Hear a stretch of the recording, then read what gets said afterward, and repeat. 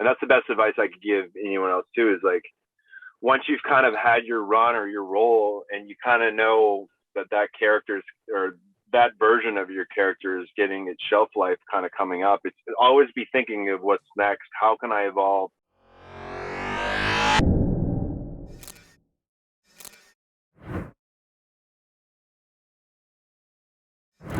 Our first guest has about 4 years in the business and has been making his name known in companies like C4, IWS Wrestling in Canada. With one of my favorite nicknames in wrestling, please welcome the Hotstepper, Macrae Martin. How's it going? Good. Thank you so much for coming. I'm excited for this one. Really excited as well for our next guest, a true veteran with over 2 decades in the business. He won his debut match at Wrestlemania. He's former NXT Tag Team Champion with, of course, the beloved Dango. Please welcome formerly Fandango, now Dirty Dango, to the show.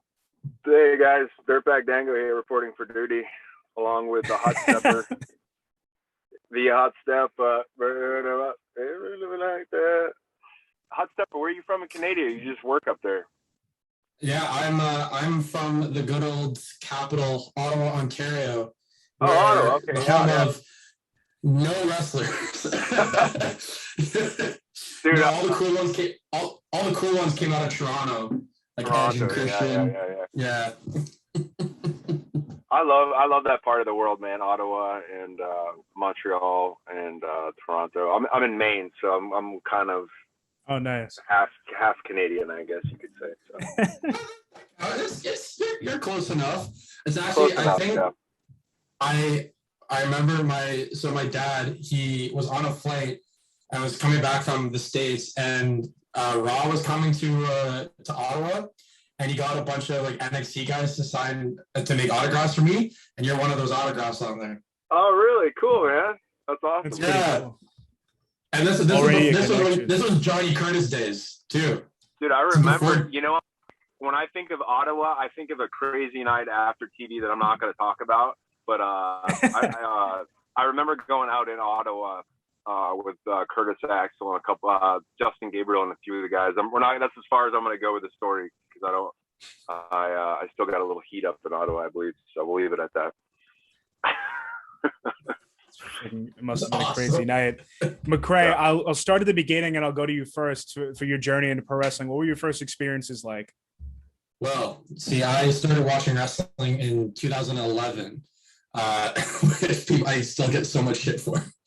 But I had a friend who had one of the SmackDown versus Raw video games, and we started playing that, and I was like, whoa, this is really cool.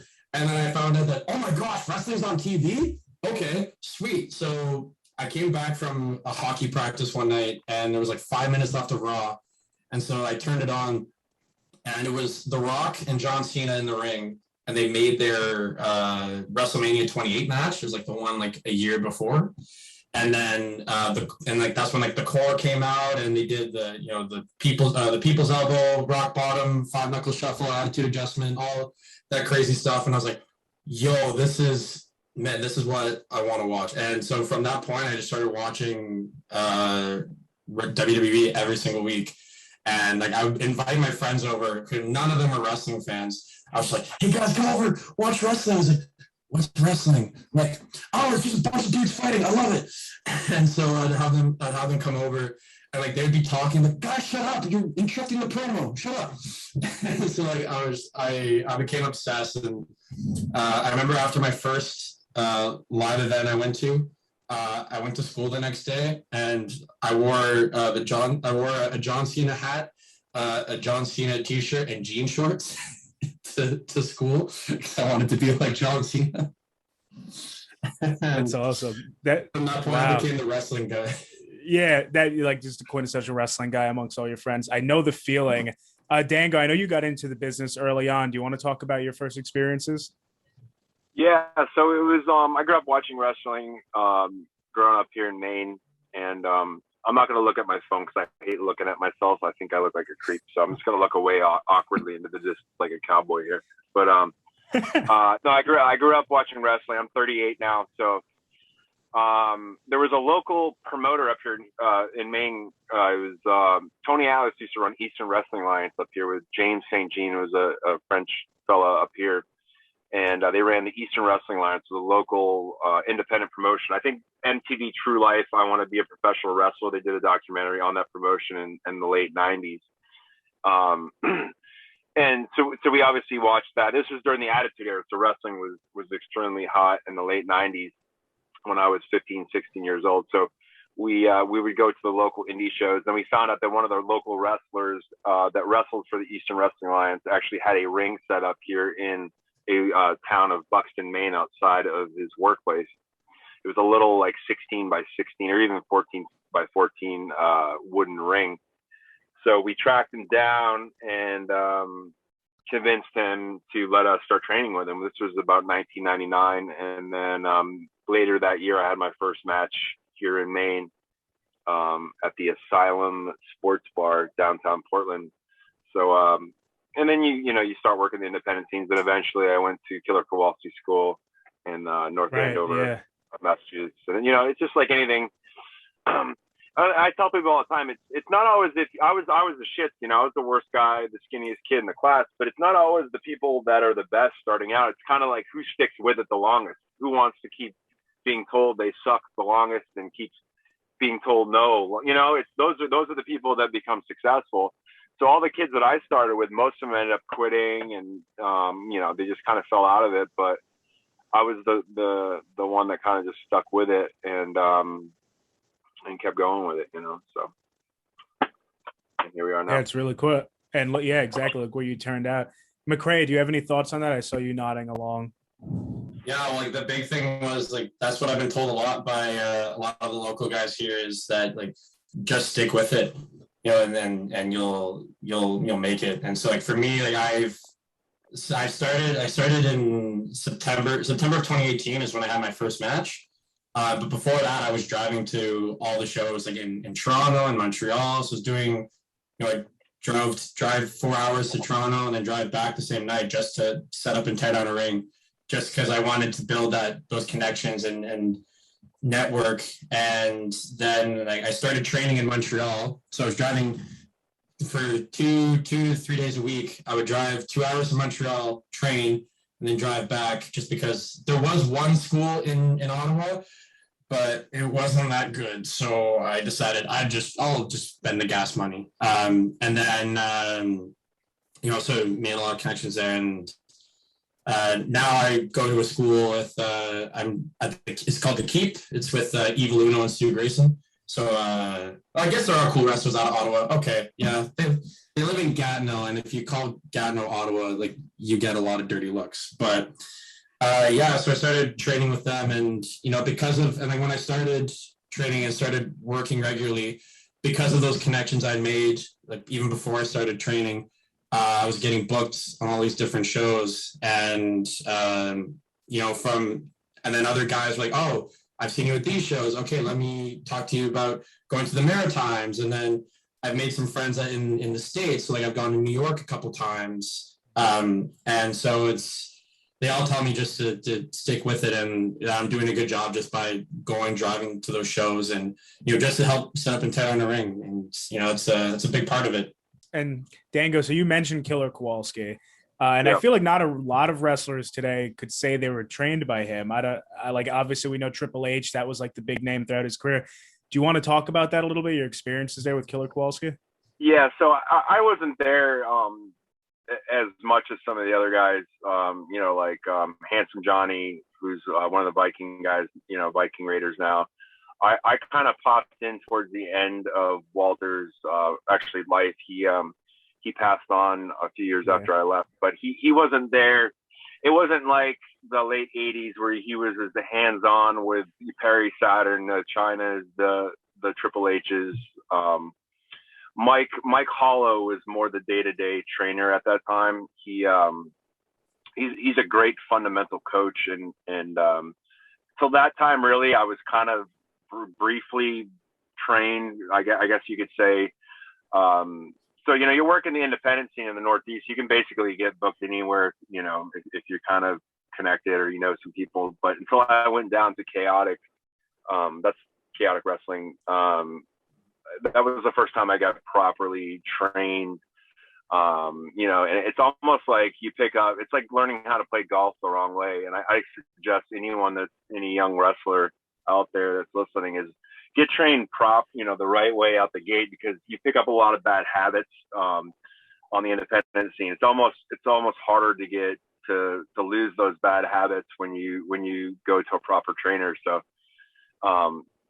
for me, if I was a trainer, it'd be easier to take someone that's never been trained and train them from scratch the right way than trying to untrain a lot of bad habits that you pick up on the independent scene. But you know what?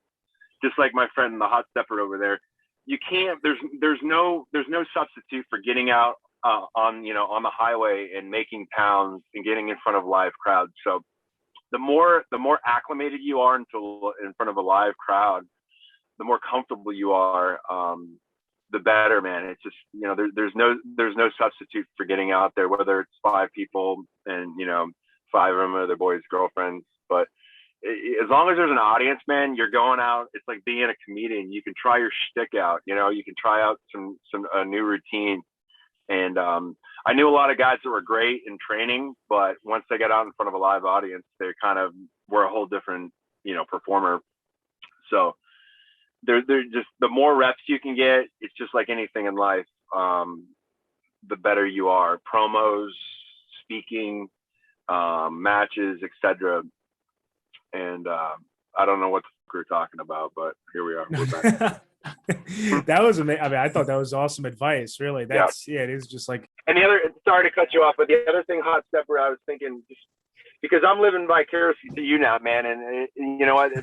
Without the bitter, the sweet doesn't taste as good. So like those times that you're making these towns, man, and setting up rings and just you're getting paid shit, and those are the best times, and that's what makes the journey and the success once you finally achieve it taste that much better, So like some kid that just got done playing football and they just offer him a WWE contract, and he starts his career and he gets on the road and he's like, what the hell is this, But I think guys and girls that kind of run the roads for years prior seem to appreciate it a little bit more, and the best advice I can give you, Hotstepper, is surround yourself around people that know a lot more than you. So like, always try to listen and learn from the elders, the elders in the locker room and the guys and girls that have been around before you. And I always, even in life in general, me owning a construction business, if I don't know something about one particular thing, I try to surround myself around people that know more than me. So that's the best advice I can give you. Thank you, man. I'm gonna mark out for a second because, Dirty Dango, which is a great name. Give me advice like this.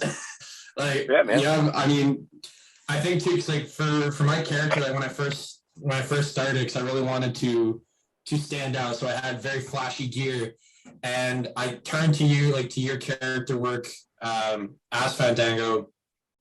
Especially when you first started, when you were Fandango, and really grasp that performance element and being super extra, because that really helped me stand out and really get people's attention. But also too, the work and now that with COVID, I've had a long journey, a long reflection, and I've wanted to take my character to a bit more serious route. And it's also kind of a reflection of my dance journey, where before I was kind of dancing for fun, and now I'm taking it a bit more seriously, where I'm doing battles and going to different competitions, and I want to be, and I'm changing up my style. I kind of want that to reflect with my wrestling character.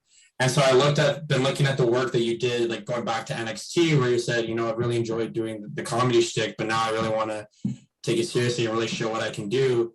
And you and your Breezango, you and Tyler Breeze as Breezango, in NXT, when you had your NXT title run.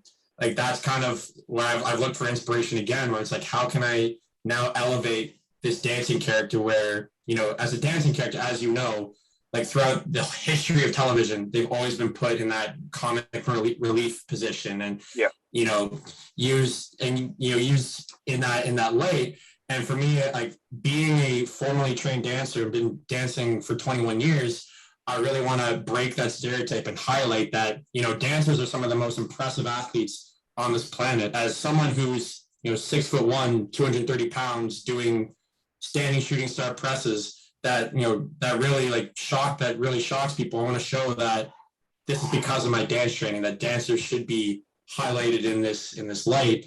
And so like kind of turning to you for inspiration to showcase to see how I can showcase my character in that more serious light. Yeah, well, first of all, I went to dance school for like 3 months, so I wasn't that great of a dancer, but that's cool. I didn't know that you were a dancer. That's awesome, man. For me, and this was the best advice Dusty ever gave me, was your career is kind of a body of work. So like the analogy of like being an actor, throughout the years, you want to evolve and change your characters up and play different parts, heels, face. If you're more versatile and you can do different things, like a Cody Rhodes, who did changed up his character a lot in WWE, Edge, guys like that, he was a vampire, then he evolved to, Radar Superstar, and just kept evolving and changing his character.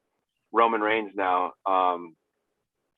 that's the sign of, and that's a true performer and a true artist, I think, is if you kind of pigeonhole yourself into that one character, man, it's hard to kind of get out of that role. And that's the tough part about being a comedy actor. Like Santino he is a beautiful comedy wrestler, but it's like, it's hard once you get so good at that role to kind of get out of that. It's like if you're Kramer, people kind of always see you as Kramer, so it's always keep evolving and changing it up, because people eventually will get, they'll get sick of it and it'll get stale. So, and that's the best advice I could give anyone else too, is like, once you've kind of had your run or your role and you kind of know that character's, or that version of your character is getting its shelf life kind of coming up, it's always be thinking of what's next. How can I evolve? How can I insert myself into another program with someone else? I could see myself working with this guy or girl, or, it's just always be thinking. And sometimes when you get into the machine of the WWE, you kind of just get in this routine of flying out every week. You do your job. You look at your itinerary. I got a 6 a.m. flight. Let's get home to the family. You do your laundry for 2 days, and you're back out on the road. And you just get into this Groundhog Day of routine, and you almost become stagnant, and you're not as stimulated as much, because if you're a mid-card guy to a bottom mid-card guy or girl, you're not necessarily super intrigued with what you're doing on TV every week, because you know that either you're losing, or you're kind of a underneath guy or girl, and you're doing superstars or a syndicated TV show.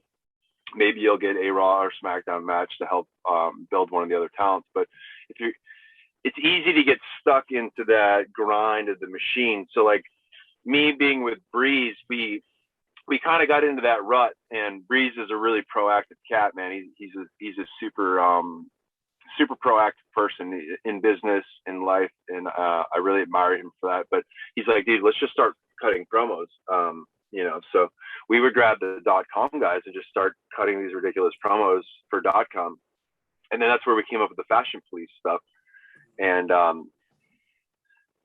then it just eventually it gets steamrolled, and it got a little momentum, and they put it on TV, and then we got a little run out of it. But something like that only lasts so long, and then you need to come up with the next thing. So that's some good advice too, is look at the people that have been on TV for years and years and years. It's because the Christians, the Edges, the Jerichos, because when their role is kind of up and whatever they're doing is getting a little stagnant or stale, they're thinking of what's the next thing, and what can I come up with next? What's the next big hit? And instead of just sitting in the back and bitching or complaining, or like I'm not on TV, or tweeting about like, which a lot of people do now, just grab a .com guy and start cutting promos and be proactive. At least if you get released from the company, you can't you can't look back at your career and be like, man, I wish I tried this, or I wish I was a little more proactive, because it's easy to get stuck in that woe is me bullshit. Like, oh, I'm not on TV. I should be on TV. I'm better than this. It's this weird juggling act of caring, but not caring, like not caring too much. I don't know. It's this weird juggling act. It's like you don't want to sell your position. You don't want to sell that you're not totally happy in your position, but you want to be proactive to get to where you want to be. I don't know, but I don't know. It's like a wealth of knowledge. Seriously, it just keeps coming. That's awesome. Yeah, because dude, the grind of the road is tough. It is really tough for the top guys like Cena and Roman. Like, we only see what they're doing on TV every week. But those cats are like getting up at 5 a.m. doing media all day. Roman and John are just, they're machines, and we only see what they're doing on TV. We're like, wow, but those cats are working hard every day. So like, even the bottom card and mid card guys and girls, I mean, the grind of the road is just monotonous, and it's easy to get caught up in the sense of entitlement and just complaining about your position.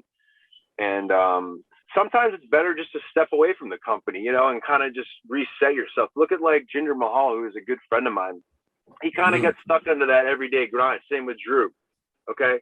And they're pigeonholed into this ridiculous band gimmick. And they get released, 4 or 5 years ago, and they get to go away for a while. And it's like being an actor and you stepping away from the scene for a little while, and you get to reflect on yourself as a character and as a person. You get to go do some other stuff, which is not televised. So you can go work the independent scene a little bit and try different stuff out, different things out. And then you come back with like a different point of view, and look at those guys now, like they get off the hamster wheel a little bit, reflected on themselves, on their careers. And sometimes what you need is to kind of lose something in your life to realize what you've had, and I think you appreciate it a little bit more. You know what I'm saying? So yeah. But I've got all the respect. Those two guys are like two of my best friends in wrestling and out of wrestling, and it's cool to see them get released and just grind so hard and take their bodies to the next level. It's inspiration for guys like me who have always been kind of mid to bottom card comedy acts, that you can go away and make a name for yourself. You got to hustle and you got to bust your ass, but there's a chance you can come back and still go to another run. It's not over until it's over in your heart, wrestling. So yeah.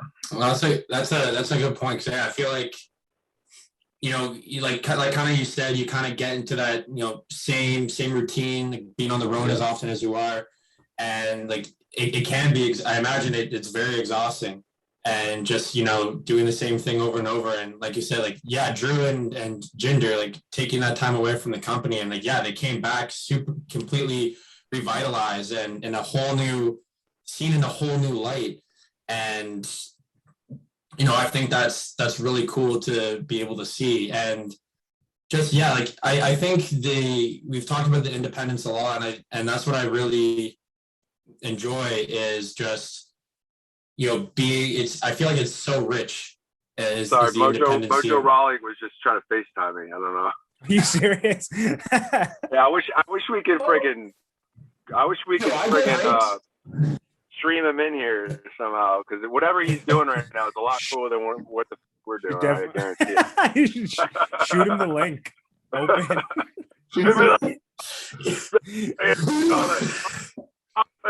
There's chicks everywhere, but keep going.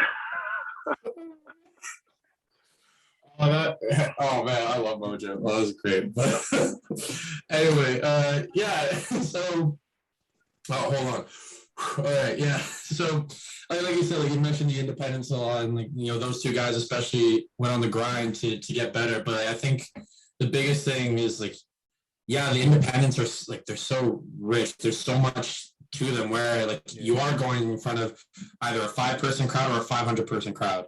And, you know, you can try stuff, you can learn and experiment, and you work with so many different people with different backgrounds, and, you know, you work with international people, and it gives you like this really, gives you this whole new perspective of different wrestling styles and where people come from. And like you said earlier, where you have, you know, pro football players out of college, you know, and they get signed to a contract in WWE, they don't have that experience, and they really are only accustomed to that one style. And like obviously WWE has a world-class performance center and a training center, and they've proven that they can train guys up. Like Braun Strowman, I think, is a great example of that. But I mean, I think, you know, like you and I'm sure and many others have said in other interviews that just to cut you off, Hotstepper, that wasn't a knock on those guys at all. I'm just saying that I tend to levitate towards more of the Seth Rollins and the Daniel Bryan and the Punk, the guy, you know, the guys that kind of ran the roads forever, and the Cabanas, you know. Some of the guys that came out of football are good friends of mine. I'm just saying, like, I feel like when you run the roads on the independent team, you kind of have a different love for a different. Absolutely. You know, there's this little weird bittersweet love affair you have. But just keep going. I'm sorry, I didn't mean to interrupt you.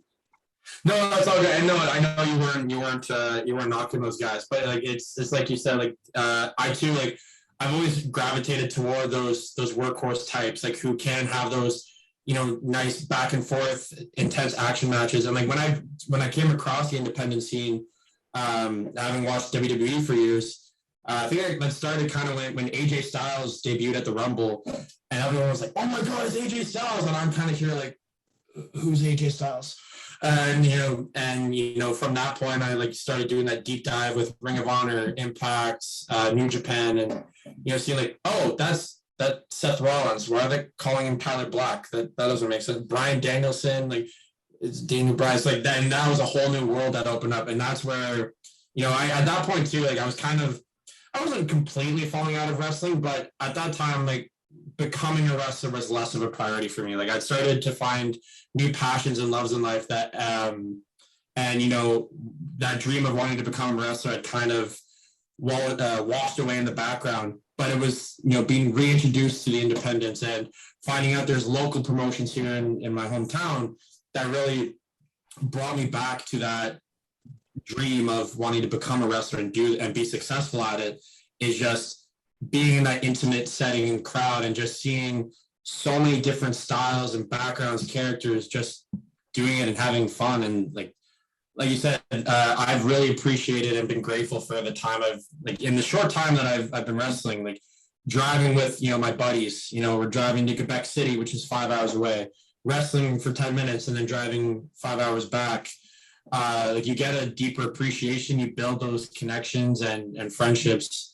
And I think, and, you know, some of my best friends now are people who live in other cities and other wrestlers that I stay connected with, and we all share stories. We all are there for each other. You know, I've recommended a lot of my friends from out there, and they've recommended me. So it's just been nice to, like, again, I think you as being a wrestler, doing those road trips and doing those shows, being on the road and doing the grind, you're right, you do get a much more appreciation for it, and you get a richer experience, I think, as a professional wrestler.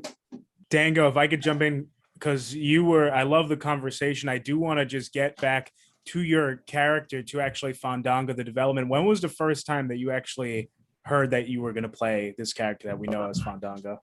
Tyler Rex and Kurt Hawkins were slated to be. They actually debuted on SmackDown as briefly in 2012 as dancers. I don't know if you remember that. They would they would come out as firefighters. They're essentially strippers, and maybe like deep in my mind, like repressed. Yeah, you know? It was a brief. I think they briefly debuted in early or mid summer of 2012, and Gabe, who's a friend of mine, Tyler Rex, he actually left the company, so Kurt Hawkins was left with the gimmick, and then Kurt Brian Majors went to the office and said, "Hey, what about Johnny Curtis? He's not doing anything on TV right now." And they go, "Yeah, that's a great idea." And then they came up to me and they go, "We're gonna have you do the dancing gimmick. Hawkins is out." I go, "All right." And then I go up to Hawkins and I'm like, "Dude, I'm sorry, bro. I didn't mean." He's like, he didn't really want to do it anyways, but he's smart. He grew up around the business. He knows if they have an idea for you, you're not going to say no because you can make some money with it. But he's like, "Dude, don't worry about it. I didn't really want to do it that much anyways." So they sent me to dance school and oh my out God. in Houston. Yeah, to dance school in Houston for a couple months. And then, it's like wrestling school, man. Dancing is so hard. It takes years and years and years to get good at it. And it was frustrating because it's how bad I was at it. And I knew that it took a long time to get really good at it. And I just wanted to be good enough to be able to fake it. And and then so I started doing live events, house shows, doing the dancing gimmick, and NXT. I think we did it down there a couple times, and then eventually started running vignettes in early 2013. That led to a program with Chris Jericho that was in WrestleMania that year. So that's kind of the origin of that. How did it come about that you wouldn't actually wrestle until WrestleMania? Because I remember I was looking at back the vignettes today, that you didn't say your name in that elegant way that you were telling your opponents to early on in those vignettes. So was that just something that was like planned as you were rising? No, it's funny. So like life imitates art. So we actually filmed Vince paid to rent out the whole Highland dance ballroom in New York City. We went there and filmed vignettes for a couple days, and it was a super expensive set. And he didn't like the way I said Fandango. So he scrapped the whole thing, and he came and produced the vignettes himself. So me not pronouncing the name the way he thought in his mind actually turned into a gimmick, into a shtick that we did on TV. And then, my whole career up until that point, so I started in 99, this is 2013, 14 years in the business. I was always just a good wrestler, like a good hand, I was always compared to like Brad Armstrong, Arn always, I was tagging with Joe Henning a lot, and we were just good wrestlers. We weren't really characters. That was always my critique down in FCW. You don't have a personality. So when I got to start doing the character, Vince is like, "I don't want you to be just another wrestler. You're a dancer, so I've got a bunch of wrestlers. I don't need you to be a good wrestler." So everything that I was everything that was ingrained in my brain and everything that I kind of knew and kind of leaned on, I was comfortable with, was just, being a good wrestler was kind of out the window. Now it's character time. It's learning to cut promos, staying in character, learning how to cut promos in character at a different voice. And so I was kind of learning on the fly a lot, and I would go down to FCW and work with Dusty on my off days. And Terry Taylor, actually, I owe a lot to. He put the whole entrance together. And Terry's wow. I would go work with Terry's a good friend of mine, man. And the day I got fired, he called me, and he's a really good human being, man. He's got such a great mind for this business, and a lot of things you see on TV right now have gone through Terry and Dusty and Dr. Tom Pritchard, Norman Smiley, Steve Kern. There's a lot of people in the back that don't get a lot of credit. They're the brains, Arn Andersons, the Malenkos, the Fit. A lot of those guys. Yeah. They're the masterminds behind a lot of the cool stuff you're seeing on TV. But so just learning to play that character. What was the question? I'm out here in left field. You answered it great. That was just Vince came up with that, right? He came up with the whole pronunciation. Before I want to get into the origins of the Hotstepper, but I got one specific person that was actually a former guest on this show that you had pronounced that name was the Great Khali. I found that highly entertaining as a kid myself. And I Wait, Khali was on your show? Yeah, he was literally on the show. That was the biggest thing. I woke up at like 5 a.m. to get that done. Took about 3 weeks to set up, but he was actually here, and it was the coolest experience. What's up, brother? Yeah, exactly. I live next to Khali. He's my neighbor in Houston. We're friends. I drove with him. I lived with Jinder Mahal. So Jinder and I are best friends. We live next to Khali. We're all friends. I used to drive with him. We probably drove together after that night.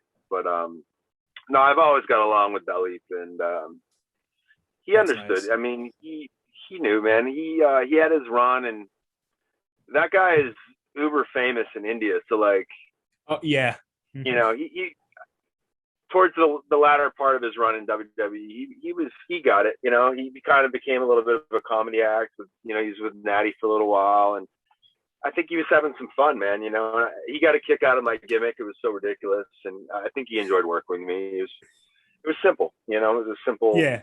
It's easy. People loved him. They hated me. The structure of the match kind of wrote itself. You know, you've got Natty was with him, I think, around that time. So I had Summer with me. It was the angle kind of wrote itself. You know. Absolutely. No, that's awesome. And yeah, he is. He's amazing. For you, Hotstepper, I want to get into the origins. We know you're a dancer and that you were thrust into your first match pretty quickly. But I'm curious, actually developing the persona, how that came about, how you like merged the two together, wrestling and dancing. Well, it happened the day of my first match. So like I had a very quick start. Like I started training in July of 2018. Before that, I'd done one seminar with British Strong Style, which was a lot of fun because they were just focusing on different athletic drills and movements. And I said, okay, this is my shtick. So then I started officially training sometime in July, and I went to 2 training sessions, and then 2 months went by where I didn't go to training just because I got sick, and then I was working, and so there was just a lot that happened in those 2 months that prevented me from going to Montreal to train. When I went back, Speedball Mike Bailey, who was holding a 3-day wrestling camp, and the results of the camp was students who impressed Bailey would be given a match on that weekend show for IWS. And I was like, okay, well, I'm definitely not going to get in the match, but it'll be good to learn.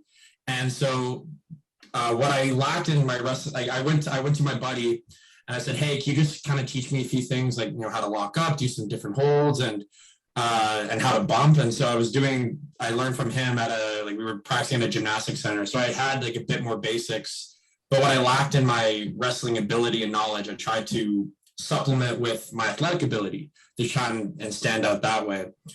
So I do a 3-day camp, and on the 3rd day, I'm talking to Bailey, and then he talks to the promoter saying, okay, who do you think you're putting in the match? And he's like, oh, I want this guy, And then he looks at me, he's like, I kind of want to put Macrae in the match. I said, me? And I was shocked, but then he didn't say anything after that. Like the seminar ended, I drove back to Ottawa, didn't say anything. I was like, okay, maybe you're just saying that because I was right beside him. He didn't want to hurt my feelings. I get it. And then the next day happens, he's in Ottawa doing another seminar for a C4 show. And he goes, so how long have you been wrestling? I was like, it's like within 2 months, something like that. And he's like, okay, like, do you come out to shows often? I was like, yeah, I come out to help out at shows all the time. And it's like, okay, cool. And I'm like, interesting. Why is he asking me this? It's like, oh, it's because we're the only 2 in the ring. Didn't want it to be awkward. This is me like constantly justifying why I won't be wrestling on that Saturday. And then at intermission happens at the show, and he's like, hey, do you own gear? And I said, no, but I can borrow some. He's like, okay, cool. I was like, can you do a dive? And I said, like a dive, like over the top ropes? Like, yeah. It's like, let's find out. And he goes, okay, because it's going to be you and my friend Sonny and my friend Fernando wrestled in a triple threat match. And when he told me that, my heart froze. Like time stood still as like this rush of anxiety came over me, being like, I'm wrestling my first match tomorrow. what the heck? It's like like a guy who's had, 5 training sessions, maybe like 6, including the seminar, and being told I'm wrestling my first match, like I was freaking out, and I was supposed to work the day of the show, so I wasn't even going to go to the show anyway. But then I called my boss. I was like, "Yo, I can't come into work. I'll come in Sunday, but I gotta go live my dream." So I'm driving to the show. I pick up the gear for my friend, and I'm driving to Montreal. I get a text from the guy who does the audio visual for the company, and he said, "So what's your what's your wrestling name and entrance music?" And I was like, "Oh crap! I didn't even think of that. Like I hadn't thought that far ahead." So while I'm driving, I was like, "Okay, I'm just gonna use my real name. That works. It's unique, Macrae, not usually first name." And then at that time, I was kind of thinking that what I chose like had to stick, had to make an impact, that everyone was going to remember it. No one remembers anything. And so I search up. So I was like, okay, I'll be a dancer because that's all I know right now. And so I search up dancer names. And when you search up dancer names on Google, you're given a bunch of stripper names. So I decided to switch it to dance crew names. And one of the last names on the list was the Hotsteppers. And I was like, the Hotstepper, Macrae Martin. I really like that. I think that has a good ring to it. And then I was like, okay, now I need entrance music. And literally the week before, I taught a choreo to my dance troupe to Here Comes the Hotstepper. And I was like, it writes itself. So that's how I got that.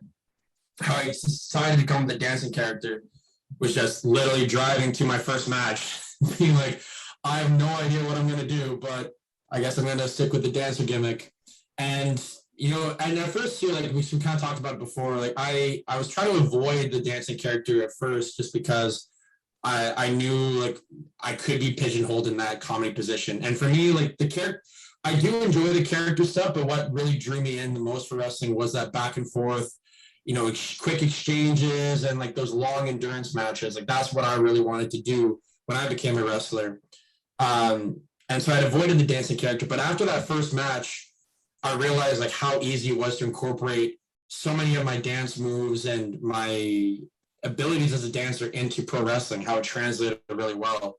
And so from that point, I was like, you know what, I'm going to stick with the dancing character and, try to break that stereotype like I talked about earlier. And, it's done wonders for me. It helps me stand out a lot in locally and like going to different shows.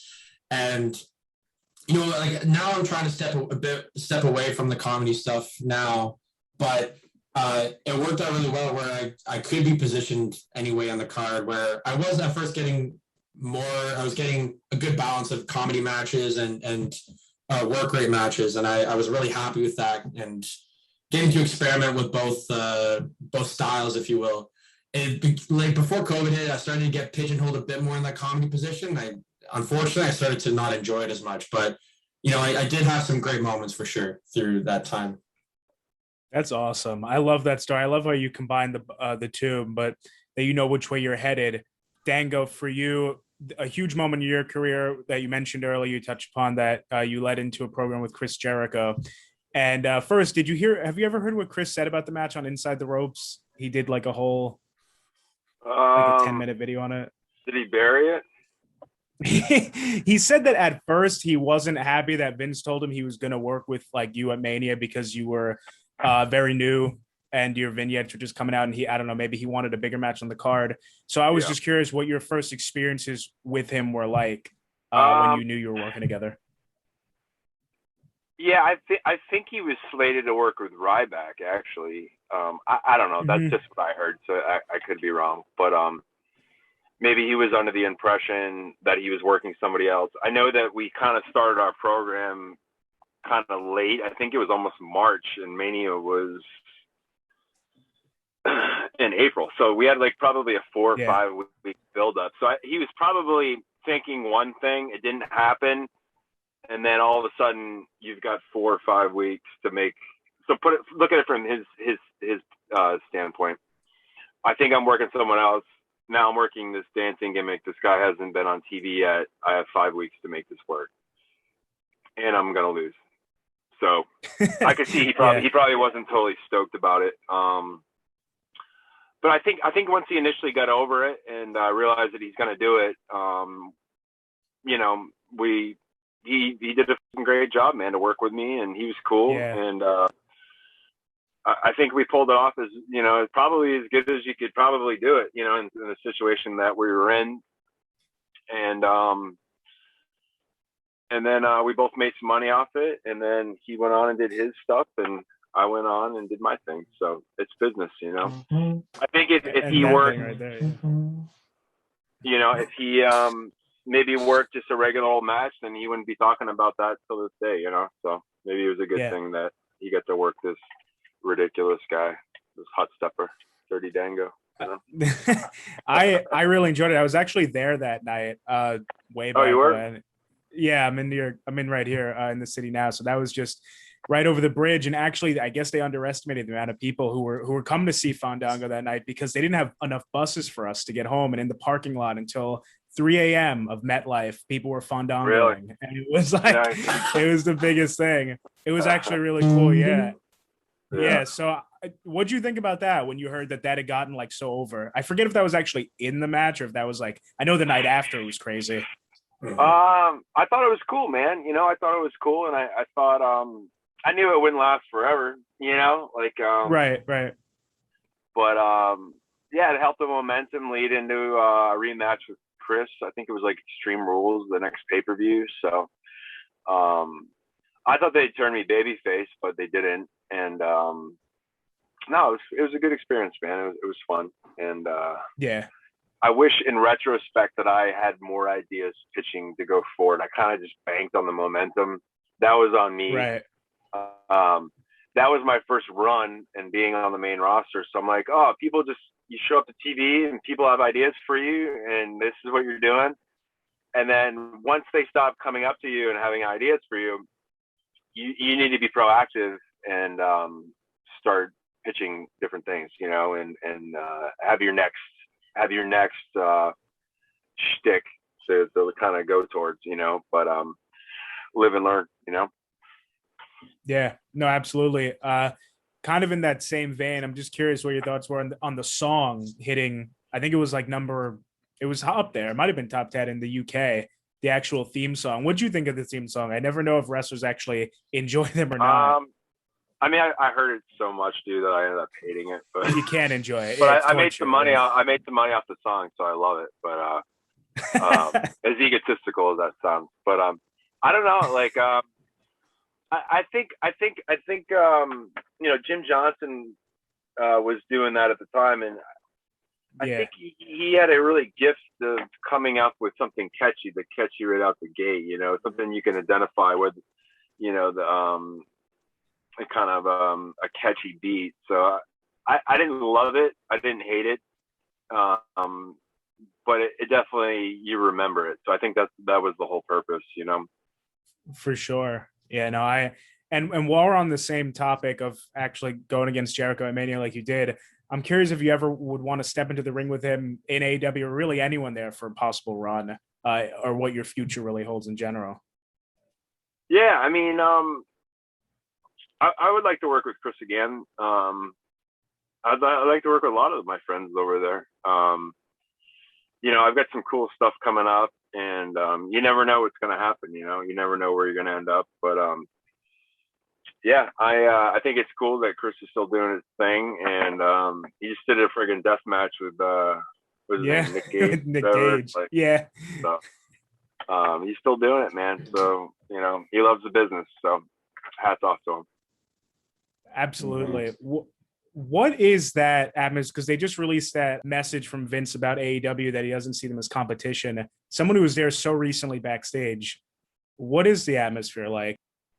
I mean, you got to think everyone in the locker room is like some of their best friends and people that were in their weddings are wrestling in AEW. So it's not like we're out back, like we're at war with these motherfuckers, you know, like most of those guys and girls over there are like really good friends with guys and girls in our locker. We're all a community of wrestlers. It's two different companies that are running their own companies, you know. It's you know, I mean, obviously there's some people over there don't get along with some people over here and vice versa. But I mean, some of my best friends are in AEW, you know, and Exactly, some of AEW's best friends were in NXT or Raw or SmackDown. So a lot of those people have, you know, driven on the roads together, grown up together, you know, and I don't think the way I look at it, man, is like there's a lot of my friends that are getting paid good money to wrestle right now. So I don't want one company, Burger King or McDonald's, to go out of business because that's less people that get paid to wrestle. So I don't want either. I want another company to come up. I want ECW, you know, like WCW, WWF, ECW. I want more companies to be successful. That way, more people will get compensated to fall down for a living, man. Because what we do, the grind and the punishment we put on our bodies, I think wrestlers should be compensated pretty good for, you know. I don't want to see AEW go out of business. I don't want to see NXT go down. I don't want to see anybody get hurt because that's less guys. Like for Hotstepper, man, who's trying to make a living and trying to make it. The less places he can get signed, the harder it is for him to make money for his family. So I want all the companies to do good, man. You know, I just want people to get paid to fall down, you know. Oh, that's awesome. I love that. You know what I'm saying? 100%. Yeah. Hotstepper, we'll wind it down. I'll throw it over to you. What can we expect? What are some short-term and long-term goals for your career?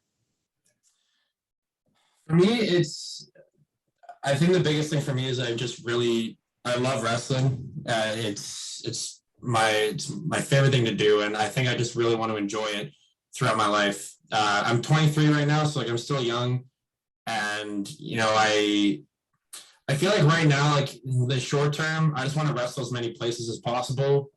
Before COVID hit, I actually was going to go to Europe and do a tour there. Unfortunately, that didn't happen, but you know, it can always happen again. So I definitely really want to do that. Long term, I would love to just be successful at it, whatever. And for me, I don't know what that means yet. I don't know if that means I'm signed to a company or I'm doing the independence. I don't know. I don't know what that is for me yet.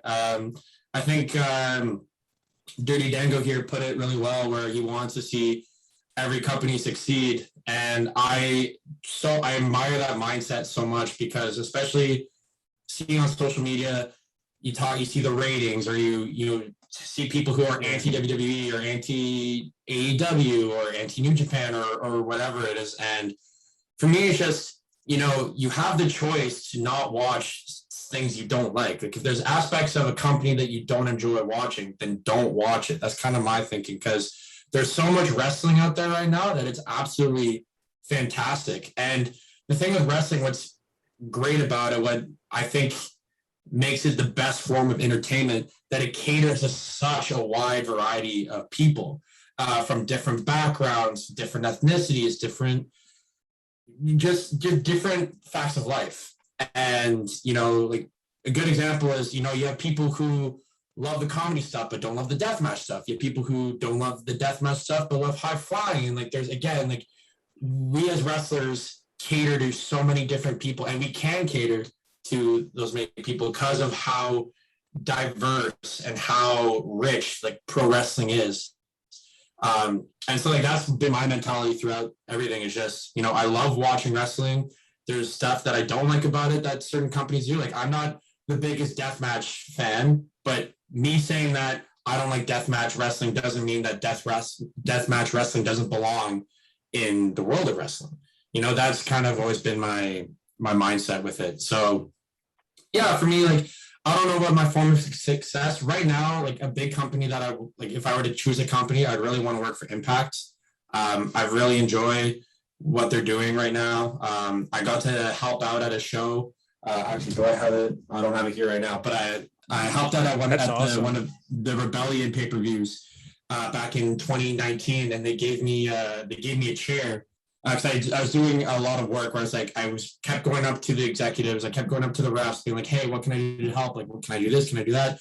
And as a thank you, they gave me one of the Rebellion chairs, and so I keep that near and dear to my heart. I think it's just in the other room there.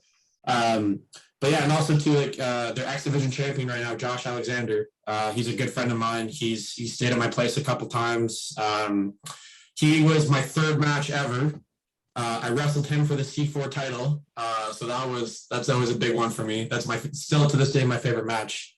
But yeah, if I had to pick a company right now, I'd love to do Impact. I really want to be part of what they're doing right now. And I think they're doing a fantastic work considering a lot of people kind of, turn the cheek to Impact after the Dixie Carter days and the Vince Russo days. And, I think Impact is proving that they are hard to kill right now. That's for sure. Yeah. And that's a really cool company to have a goal set for. I wish you the best of luck in it. I really do. And Dango, to hold it over to you for the really the finish here. You've given some amazing advice. Do you have any more advice for Hotstepper? Hotstepper, the best advice I can give you, man, is enjoy the ride. When you're going through the shit, when you're in the trenches, those are the best times, and time will tell. Morgan Freeman didn't get his break until he was 50, man. The longer you stick with it, the better. As long as you're in the game and you're still playing and you still get those at bats, you still got a chance to be successful. Once you take yourself out of the game, then you don't have a chance to win. So if you really, really want it with anything in life, you can get it, as cliche as that sounds, but it's the truth, man. It really is. And just surround yourself with people that know more than you and travel. I know it sucks right now with COVID. It sucks for me. It sucks for a lot of people. And I really felt bad last year when a lot of my friends got released during COVID and just they couldn't go work. It's really horrible. And but when this shit's over with, man, you can start flying and going overseas. Just experience life and traveling, and I look back and it goes by so quick. I hear you talking, it reminds me of being a kid again, and just enjoy the times on the road with your friends, man, because looking back, those are the best times. We weren't getting paid that much, but it's liberating to know that all you have to do is focus on one goal, and those were the best times because it wasn't about just the money. I never even cared about getting, paid back when I was your age, I cared about getting paid, but it wasn't all about the money. It wasn't about fame. It was just about the chase. It was the thrill of the chase. And that's what makes it so much fun. So enjoy it right now, man, because once you catch it, sometimes it's not what you thought it would be. So sometimes the chase is more, it's more fun, but just get out there, man, and travel, and DM me on Instagram or whatever, and if I can ever help you out, man, I'm in Maine and in the Northeast, and I think I'm actually working in Montreal later this year, so maybe I'll see you up there. Yeah, I'm not sure. I don't know. I got a book. I'm too carny, bro, to hire an agent. I got a book full. I'm old school, bro. I'm from I started in the '90s, and Breeze has got an agent and everything lined up for him. I got a little book where I write down my dates and shit, and but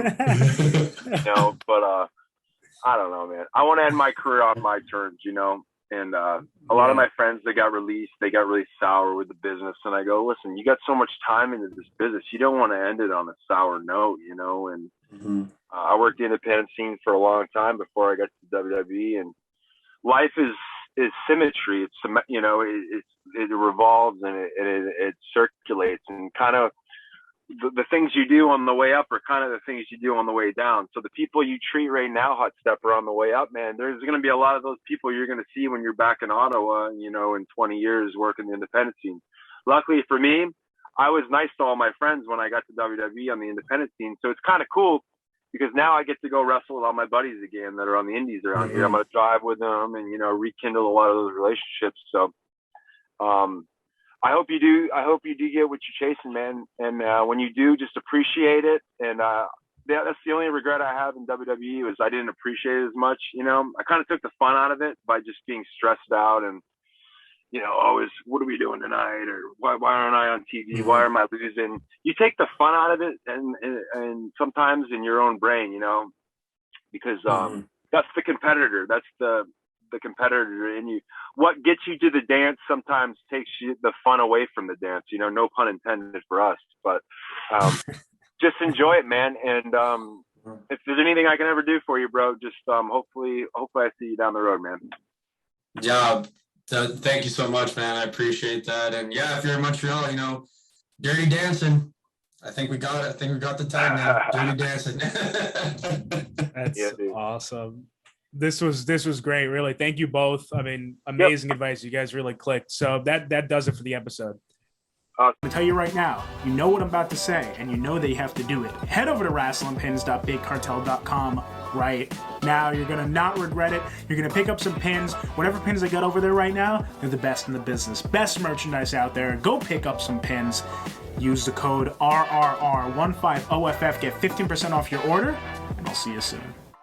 Message Daddy, Boogie Woogie Man feel good. I tell my people, my brothers and sisters, don't you dare miss online, rewind, recap, relive. Oh,